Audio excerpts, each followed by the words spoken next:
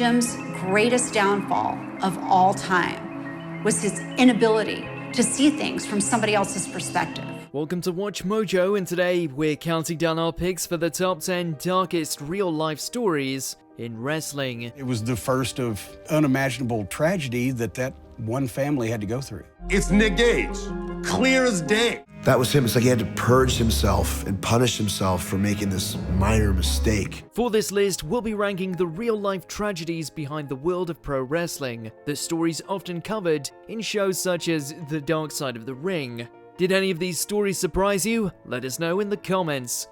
Number 10, Jake the Snake Roberts. Everyone loves a comeback story, but many wrestling fans seriously doubted that one Jake the Snake Roberts would ever return from the brink of his personal abyss. I remember crying myself to sleep many a night thinking my dad was going to die. That's because Roberts overcame massive traumatic issues at home to become one of the business's most respected in-ring technicians, only to fall into the depths of addiction. The only passion I had was wrestling, and to give it up. I had a life, but I poisoned it. It wasn't until linking up with Diamond Dallas Page and getting clean where Roberts was able to return to the business he loved. Jake's struggles were even documented in the film The Resurrection of Jake the Snake, where all of his demons were set on full display for all to see. But we will see at the Hall of Fame going in. Are you serious? Number 9, The Ultimate Warrior.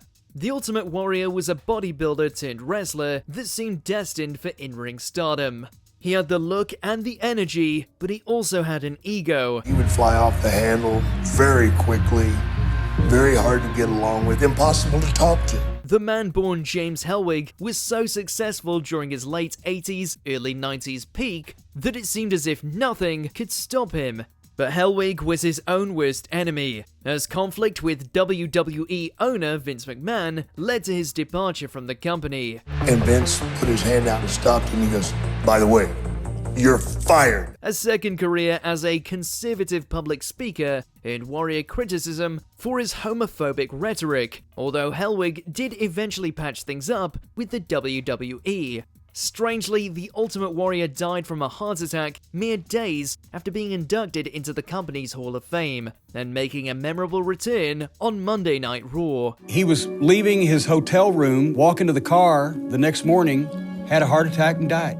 Number 8, the Von Erich family. It's called the Von Erich Curse, a string of horrific events that seem to follow the first family of Texas wrestling. The Von Erichs were believable heroes to thousands of fans, but continual misfortune chipped away at their image. There are simply no words to describe the electricity conducted by the old Texas Stadium and sportatorium brawls between the Freebirds and the Von Erichs. But just as crowds cheered on their hometown heroes, so too did they weep as brother after each Von Erich brother seemed to fall. Young Jack Jr. was accidentally electrocuted in 1959. Kerry, Chris, and Mike Von Erich soon after ended their own lives, while David Von Erich passed from enteritis in Japan. When Dave died, I never got up from that. Although Kevin Von Erich and his sons continue on the family legacy, fans have never forgotten that hard road in the rearview mirror. Thought I was doing my best, and I was, but I was mad. And Number 7, Brian Pillman. Brian Pillman was a natural in the ring, a man seemingly born with everything it took to be a pro wrestling star. Charisma, looks, agility, and mic skills. The athlete once known as Flyin' Brian, or the Loose Cannon, was poised for greatness. However, as is the tragic case with so many professional wrestlers, a hectic travel schedule and personal demons eventually lead down the road of addiction. He was sick, physically sick, with infection. Ultimately, it was a heart attack brought on by atherosclerotic heart disease that caused Pillman's death on October 5th, 1997. It's hard for me to still think about it today. However, the WWE's decision to interview Brian's widow, Melanie, the next night on Monday Night Raw was primetime poor taste at its worst. I didn't really think about not doing it, but nobody pressured me into it. Number 6, Owen Hart. Hanging in the air over 80 feet above the ring, He waits for his cue. It's difficult for many wrestling fans to imagine the career of Owen Hart without the pain of wondering what he might be doing now.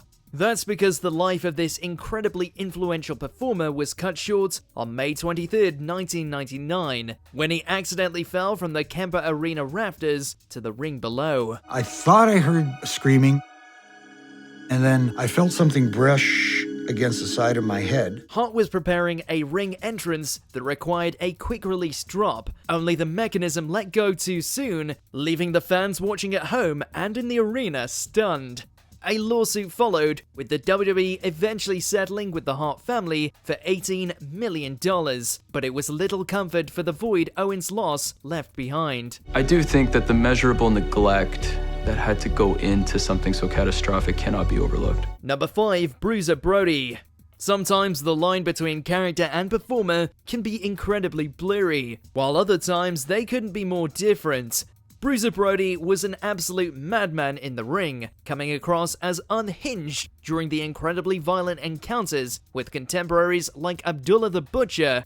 However, the man born Frank Goodish was actually a devoted family man with a wife and young son, the complete opposite to the protected character of the Bruiser. However, his time as a squared circle superstar was cut short on July 16, 1988, when he was attacked in the shower by a fellow wrestler, Jose Huertas Gonzalez, aka Invader 1. Brody was halfway hunched over. I thought Jose punched him. Medical response was slow to arrive, Brody succumbed to his injuries, and Gonzalez was acquitted of the crime in controversial fashion. I said, what, they had a hearing? He said, no, they have a trial, they let him go for self-defense. Number 4, Chyna. She was the 9th wonder of the world, an absolute phenomenon in the world of WWE's women's division, and a pioneer for female professional wrestlers around the world. Her name was Chyna, and she deserved better. Chyna's in-ring career was well regarded during her heyday of the late 90s into the early millennium, despite the WWE being largely concerned with objectifying women than raising them up during this time. Despite this, her exit from the company was complicated due to her former romantic involvement with current company COO Triple H, while Chyna's personal life devolved into addiction, reality television appearances, and an eventual career in adult films. She passed away after an accidental overdose in April 17th, 2016. It's a shocker for millions of wrestling fans. WWE legend Chyna has died. Number 3, Nick Gage. For many, the world of professional wrestling is largely about the major leagues of WWE or AEW, but there also exists the vibrant world of indie wrestling. I'm a leader of a gang called Murder, Death, Kill Gang. And somewhere deep below that world lies the subculture of deathmatch wrestling. One king of this deathmatch style is Nick Gage, an absolutely brutal competitor in a world that applauds the most violent and unhinged antics imaginable. That said, Gage's personal life has seen painkiller addiction and homelessness in its rearview, while the hardcore icon even spent time in prison for robbing a bank in 2010. This is a spur-of-the-moment thing, as you can see, they didn't even have a mask on. Today, however, Nick Gage is a free man, although still as vicious and unpredictable as ever. Do I have a death wish or nothing like that? No. But I feel like I'm gonna die sooner than later. Number 2, New Jack. Our penultimate pick was cut from a similar cloth as Nick Gage, an absolutely authentic slide of pro wrestling counterculture who was as dangerous as they come. That was for justifiable homicide. He once told the documentary crew for the 1999 film Beyond the Mat that he had 4 justifiable homicides. He critically injured multiple opponents during his hardcore wrestling career, and he was unapologetic to the very end. I wanted him to hit the floor, I just didn't throw him hard enough. New Jack was New Jack to the very end. Take it or leave it. He also competed to the very end as well, despite failing health and a history with painkillers. New Jack suffered a heart attack on May 14th, 2021, leaving behind a complicated but compelling history of violence. If I show up for a show and I go out there and do my thing, be grateful that I ain't attacking your ass. You know what I mean? Before we continue, be sure to subscribe to our channel and ring the bell to get notified about our latest videos. You have the option to be notified for occasional videos or all of them. If you're on your phone, make sure to go into your settings and switch on notifications. Number 1. Chris Benoit.